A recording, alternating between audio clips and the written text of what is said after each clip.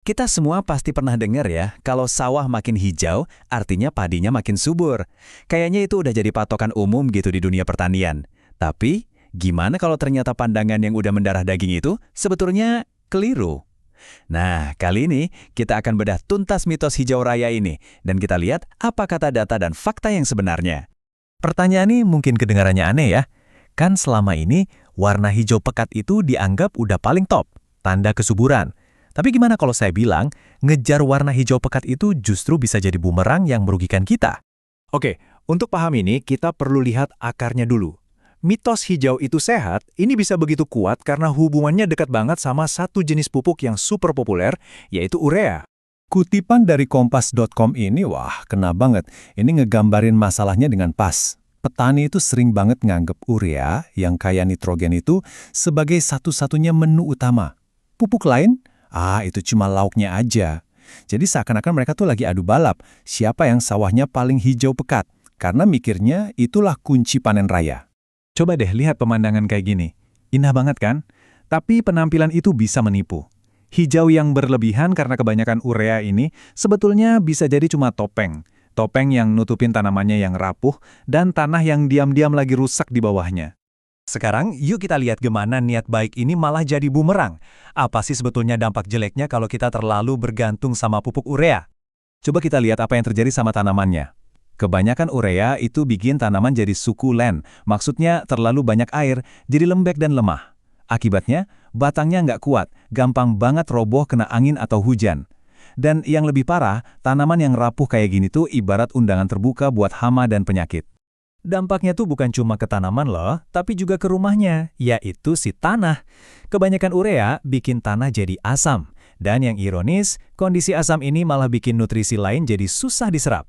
Mikroorganisme baik yang bikin tanah subur pada mati, dan pelan-pelan tanahnya malah jadi racun buat tanaman itu sendiri.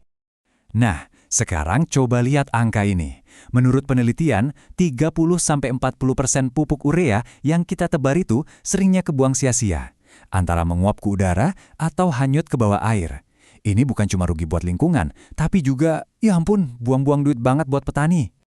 Oke, jadi masalahnya jelas. Terus solusinya gimana dong? Jawabannya, ternyata ada di depan mata kita. Tanamannya sendiri udah ngasih tahu. Kita cuma perlu belajar ngebaca sinyal-sinyal yang mereka kasih. Bedanya tuh jelas banget. Kalau kurang nitrogen, daun yang tua jadi kuning, tanamannya jadi kerdil. Tapi kalau kelebihan, nah ini jebakannya. Daunnya emang hijau banget, tapi akibatnya batangnya lemah, gampang kena penyakit, dan gabahnya sering kopong. Jadi intinya jelas kan, hijau aja tuh nggak cukup. Ini nih yang harus mengubah cara pikir kita. Kita harus berhenti mupuk cuma berdasarkan kebiasaan atau tebak-tebakan. Kuncinya adalah pemupukan yang cerdas, yang didasari sama pengamatan kondisi tanaman di lapangan. Dan ngomongin pengamatan, ini bukan sesuatu yang ribet kok. Ada alat bantu sederhana, namanya bagan warna daun atau BWD. Caranya gampang, tinggal bandingin aja warna daun asli sama skala warna di alat ini. Dari situ, petani bisa tahu persis, ini perlu ditambah pupuk N atau enggak. Cara ini bisa hemat biaya pupuk sampai 20% loh. Oke, setelah kita paham masalahnya dan tahu cara mendiagnosisnya, sekarang kita masuk ke solusinya. Ini dia panduan praktis buat pemupukan yang cerdas. Pertama, kita harus kenal sama istilah kunci ini, macak-macak. Ini adalah kondisi sawah yang pas banget buat mupuk. Jadi, tanahnya tuh basah, lembab, tapi nggak ada genangan air yang tinggi. Kenapa ini penting banget? Yuk kita lihat perbandingannya. Nah, ini dia bedanya. Kalau mupuk di sawah yang tergenang air, pupuknya gampang banget hanyut atau menguap, bener-bener sia-sia. Tapi kalau kondisinya macak-macak, pupuknya jatuh langsung ke tanah, larut pelan-pelan, dan diserap maksimal sama akar. Jauh lebih efisien dan hemat. Jadi, semuanya bisa kita rangkum jadi 4 kunci sederhana. Pertama, selalu mulai dengan dasar organik biar tanahnya sehat. Kedua, seimbangkan N, P, dan K. Jangan cuma fokus ke nitrogen. Ketiga, kasih pupuknya secara bertahap sesuai umurnya tanaman. Dan yang terakhir, kuasai level air supaya pupuknya nggak kebuang percuma. Biar lebih kebayang, ini contoh jadwal pemupukan yang seimbang.